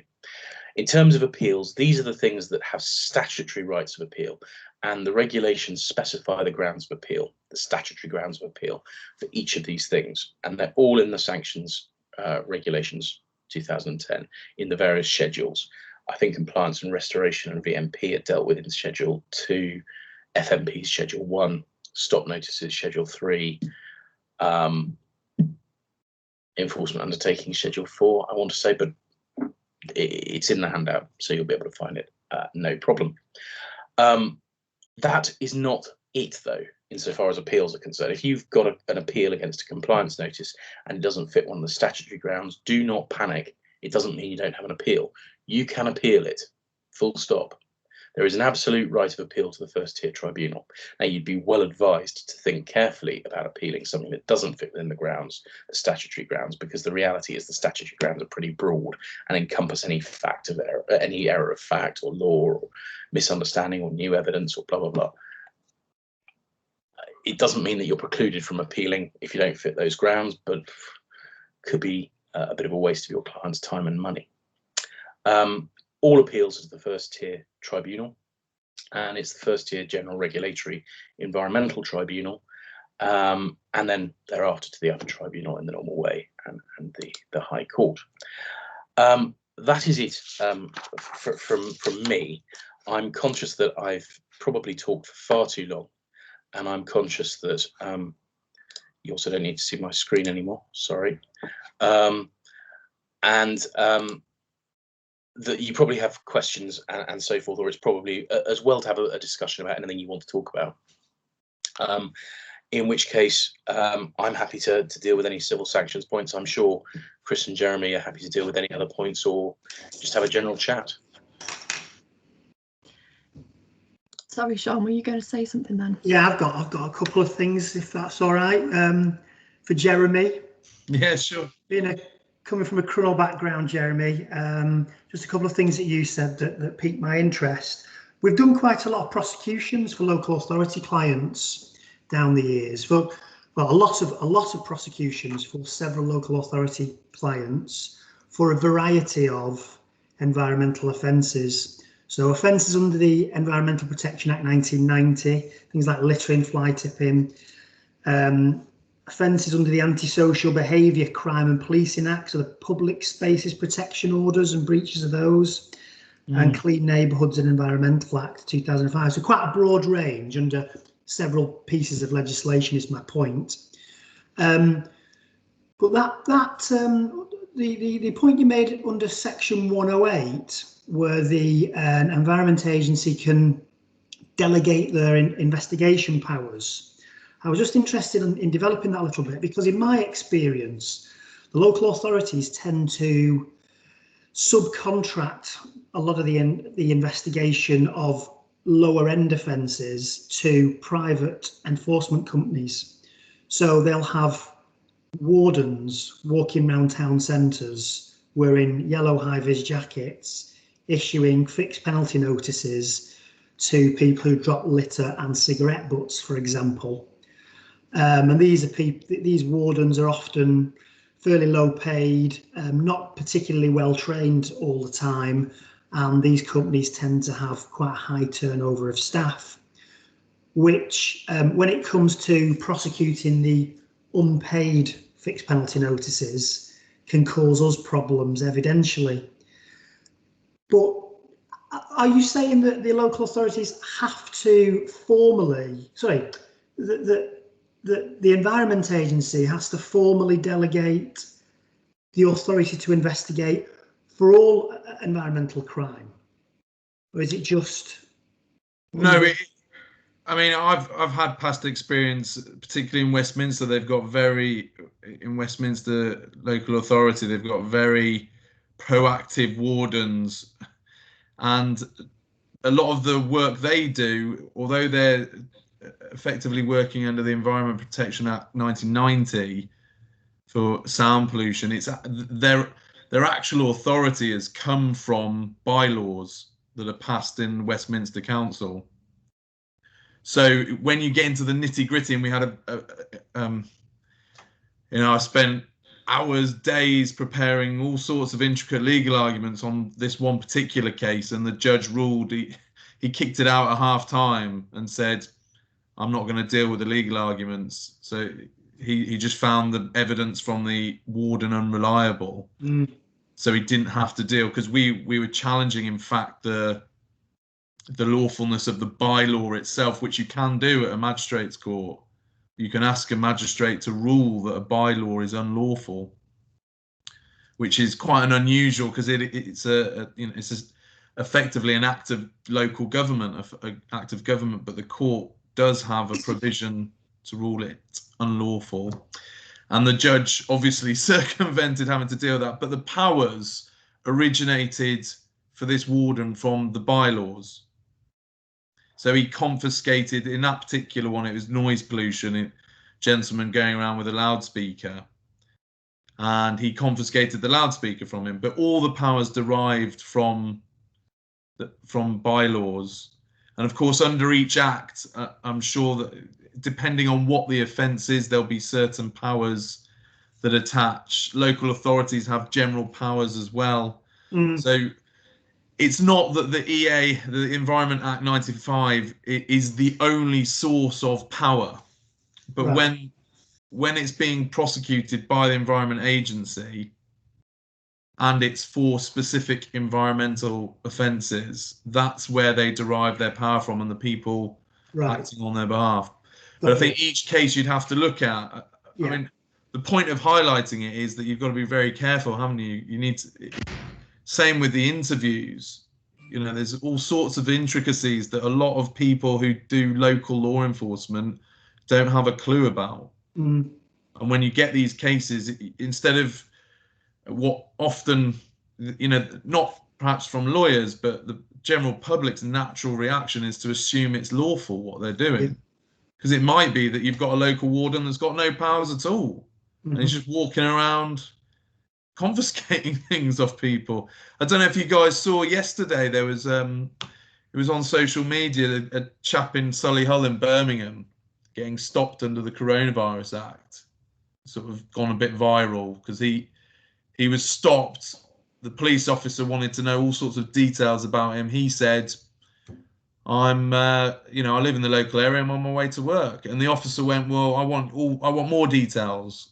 And this guy's only about 18, but he got the law right. He said, I don't need to give you more details. That's it. And the officer ends up arresting him and screaming and shouting at him, saying, no, I'm a police officer. I'm entitled to do this, that, and the other.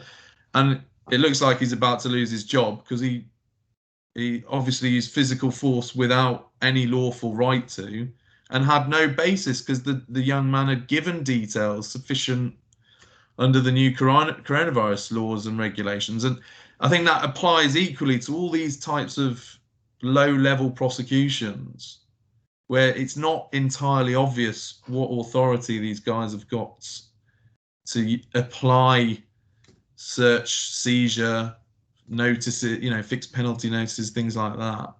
Always useful to look and actually see if you can understand if they've done something lawfully. I hope that helps. Yeah. The other point I wanted to raise with you is in relation to interviews under caution. You were talking about how some regulators don't always get things right at interview stage in terms of the rights that they, information they give about people's rights, suspect rights. And I agree with that. In my experience, I've come across that as well. But as far as legal advice, availability of legal advice and whether it's free or not, my understanding is that under the police station advice and assistance scheme, which is where the free advice comes from in relation to interviews under caution, a police officer has to be present. Otherwise, so for example, if a regulator interviews a suspect in their offices without a police officer present, then I think they're entitled to independent legal advice, but I'm not sure it's free necessarily under the scheme. And we've come across this, and it's not entirely clear to us, but that's the conclusion that we've drawn in the past. I think there might be a divergence on what's actually provided through the legal aid agency or the duty solicitor scheme, etc. I have argued this point in court, and the judge refused to rule on it. Right. But there's authority from the European Union, which again, given our circumstances now, is a question mark of how well it will apply. But there was a case back in the 90s where someone was denied free legal advice in a very serious matter, I think in Poland, and the European Court ruled that was, it needs to be free because it's because of the circumstances of the case. You can't deny someone legal advice because they can't afford it. Where does that leave you with ensuring someone's rights are respected? Mm. Whether or not it's an issue, for example, with a voluntary interview, don't have to be interviewed, do they? No. So if it turns out they can't obtain free legal advice, balancing the rights, would you get a court to rule out an interview? Because a judge may say, well, he could have just said, well, I can't afford a lawyer, so I'm not going to have an interview with you. An example is that we come across regularly is interviews by the DWP at the DWP's offices, benefit fraud. The general view amongst the defence community is that can be provided under the legal help scheme, which is the old green form scheme for those that are old enough to remember it. Which is a different funding scheme. We've got to qualify financially. You've got to be on a very low income. But if your income is above, a very low level, then you're not going to qualify for that.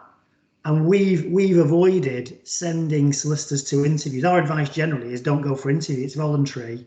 You don't need to go. If they've got the evidence to prosecute you, then they'll prosecute you. The only problem with that is you then lose the opportunity of alternatives to prosecution by not having cooperated. But there are some. My only point is, I think there's some practical issues sometimes in obtaining free legal advice when it's not a police officer conducting the interview. I don't disagree. So that is the push and pull, isn't it? It might say in the PACE codes you should get your free legal advice. And of course, a voluntary interview by a non-police officer should abide by PACE. Yeah. And it says, it says clearly it should be free.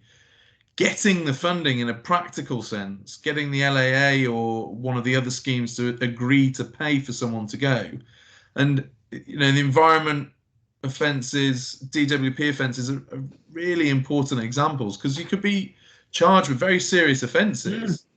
You know, you could go along to the DWP and be looking at, you know, hundreds of thousands of pounds of fraud. Or an environment agency, you could be breaching very seriously major environmental laws that would lead you to significant prosecution and risk of imprisonment. And yet you're not entitled to free legal advice just because a police officer's not there. It's a very troubling aspect. I mean, where I've argued it before is in the magistrates' court. It tends to be, you know, if the matters proceed into the Crown Court, I think a Crown Court judge might be a lot more concerned. Someone's facing a very serious offence. They might not be a natural English speaker. They might not be an English citizen used to English systems. And they're found being put into an interview where they're told they can have a lawyer, but they're not explained how to go about it. You know, it is, I think it's a big question mark, but again, just pointing out all these little things that might assist when you're defending a case of a particular type. You know, that might be a very legitimate argument, especially if the defendant says, I didn't get a lawyer because I didn't think I could afford it. On that very topic, it's interesting what you both say. I mean, I did some work with Ofsted about 2 years ago on their new criminal sort of policies and the policing of it. And they were actually saying they were going to pay for lawyers to ensure there was free legal advice because they were so concerned about PACE and its impact. Well, I have no argument with that. That's fine. Well, absolutely. I said, I think I said, I don't think you need to. So I'm afraid I've done everyone out of work. And they said, oh, well, don't you think we have to? I said, well, I think you need to ensure that they have somebody with them if they want, but I don't think you have to provide the funding personally. But I don't know what they do with it in the end. I lost track of it. But so if you're up at Ofsted, you might get a free lawyer thanks to them. I'm not sure that's not a conflict though. But there we go. Thanks for that. Thank you.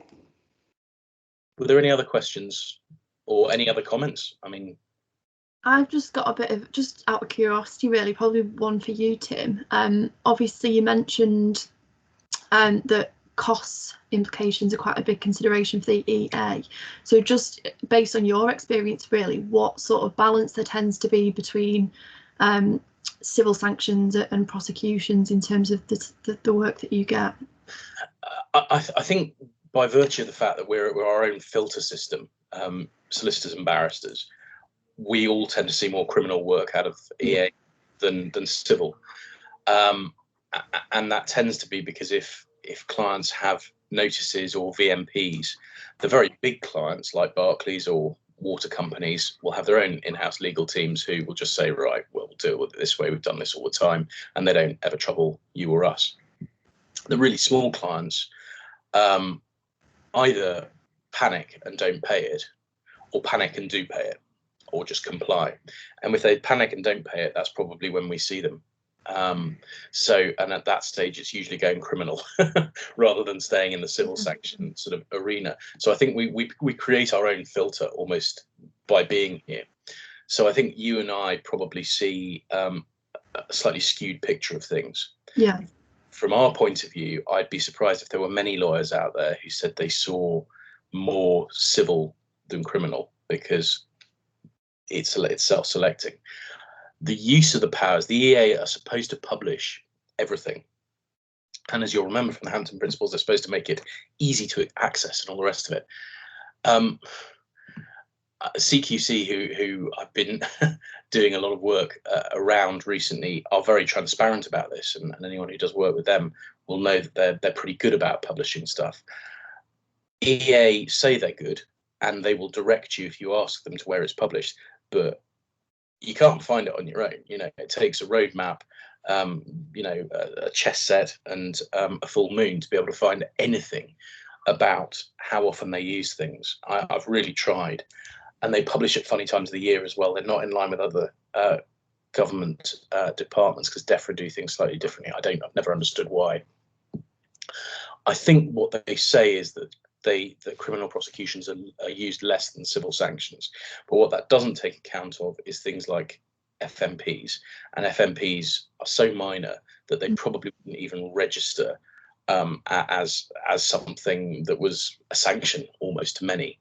And so the EA may be doling those out 100 a day and have 1 or 2 criminal prosecutions a day as an analysis. So I don't think it's a fair shape of things. The long-winded answer, I'm afraid, to your succinct question is, I don't know. No one does. But my instinct is there's probably more criminal work in it for lawyers than there is work. My understanding, Tim, from when I was looking this up, is that the number of prosecutions, the actual figure for prosecutions has reduced, but the level of fines for each one has increased. So I don't have, as you say, I don't have the precise numbers, which would be helpful right now, and I don't have them. No, but of course, what the EA have done, you're absolutely right, in common with so many other public sector bodies, is they said, hang on, if we prosecute less, it'll cost us less, and if we fine more, we'll get more money. So let's do that. It's that sort of genius equation that's taken somebody in the Office of National Statistics and the Treasury to do 6 years worth of work about, to work out that that's a good way to make money. It's not a very fair way to make money, but there we go. But yeah, I think another thing you mentioned was sort of the possibility to negotiate them away from prosecution for that reason. Just it works better for them to be getting money in, like you say, rather than spending it on prosecuting. Yeah, I think the cute lawyers, and I mean, Chris talked more about this than I did, so I'm rather cutting across him, so I'll shut up in a minute. But the cute lawyers understand what the year end is for the particular department they're talking to, and they base their discussions on that basis because they know how they can apply the pressure. If they're just about to run out of money, then they're going to bite your hand off for a big VMP, and you can perhaps be a little bit clever about it. But yeah, that's perhaps not the textbook answer.